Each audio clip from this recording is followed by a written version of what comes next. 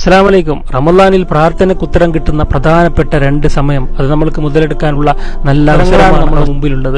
ഒന്ന്, അതിൽ ഏറ്റവും പ്രധാനപ്പെട്ടത് നമ്മൾ നോമ്പ് തുറക്കാനുള്ള ആ ഒരു കാത്തു നിൽക്കുന്ന, ബാങ്ക് കൊടുക്കാൻ 5-10 മിനിറ്റ് ഉണ്ടാകുമ്പോൾ ഭക്ഷണമൊക്കെ തയ്യാറായി അതിന്റെ മുമ്പിലിരുന്ന് പ്രാർത്ഥിക്കുന്ന പ്രാർത്ഥന അള്ളാഹു തട്ടിമാറ്റില്ല എന്ന് റസൂലുള്ളാഹി സ്വല്ലല്ലാഹു അലൈഹി വസല്ലം തങ്ങൾ. അള്ളാഹു നമ്മൾക്ക് മറയില്ല, മറ നീക്കപ്പെടും, അത്രയും അടുത്താണ് അള്ളാഹു. അപ്പൊ ആ ഒരു സമൂസക്ക് ഉപ്പ് കൂടി അല്ലെങ്കിൽ സർബത്തിന് പഞ്ചസാര കൂടി എന്ന് പറഞ്ഞ് ഡിസ്കസ് ചെയ്യേണ്ട സമയമല്ല, അത് നമ്മൾ അള്ളാഹുവിലേക്ക് പ്രാർത്ഥിക്കേണ്ട സമയമാണ്.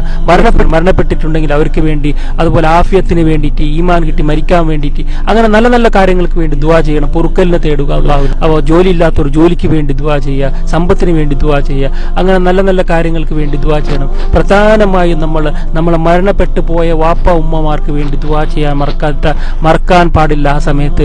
അതേപോലെ തന്നെ ആഫിയത്തിന് വേണ്ടി ദുആ ചെയ്യുക. മാരകമായ രോഗങ്ങൾ പെട്ടെന്നുണ്ടാകുന്ന മരണങ്ങളെ തൊട്ട് നീ കാക്കണമേ അല്ലാഹ്, ഈമാൻ സലാമത്തായി മരിപ്പിക്കണേ അല്ലാഹ്. അങ്ങനെ നല്ല നല്ല പ്രാർത്ഥന ആ സമയത്ത് വേണ്ടി നിങ്ങൾ ഉപയോഗപ്പെടുത്തുക. രണ്ടാമത്തെ സമയം എന്ന് പറഞ്ഞത് തഹജ്ജുദിന്റെ സമയം. അതായത് നമ്മൾ എന്തായാലും അത്താഴം കഴിക്കാണിക്കും, അതായത് ബാങ്ക് കൊടുക്കുന്നതിന് അരമണിക്കൂറോ 3/4 മണിക്കൂറോ മുമ്പാണ്. തഹജ്ജുദിന്റെ സമയമാണ്, അള്ളാഹു ഏറ്റവും അടുത്ത് വരുന്ന സമയമാണ്.